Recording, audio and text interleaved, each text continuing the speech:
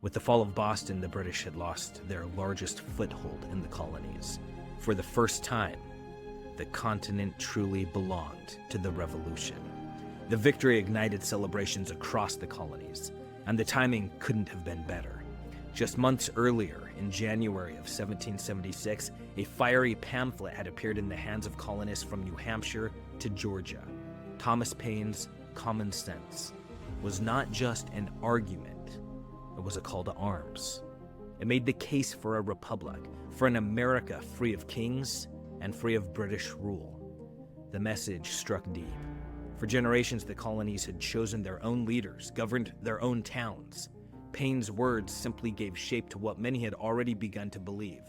By year's end, 100,000 copies had been sold, an astonishing number in a population of just 2.5 million. The book was not just read, but devoured, passed from hand to hand, whispered in taverns, and preached from pulpits. Paine's argument, combined with Washington's victory, changed everything. No longer was this just a fight for fair treatment under British rule.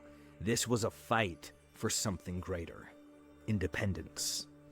On July 2nd, 1776, the Continental Congress cast the vote that would change history. They declared independence.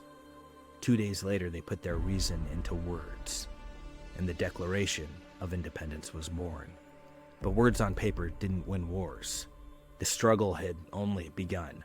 7 more years of blood, sacrifice, and battle would pass before Britain would accept what had already been decided on that July day in Philadelphia.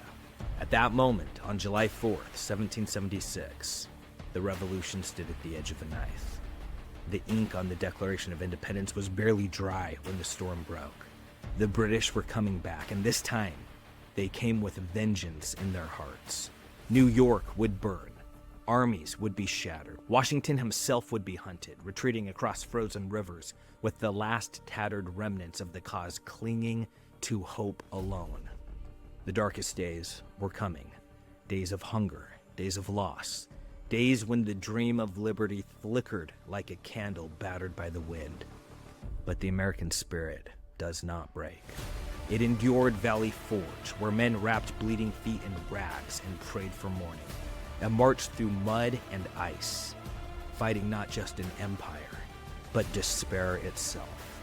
It turned farmers into warriors, tradesmen into soldiers, and Washington into a legend, and in the end, it did what history said was impossible.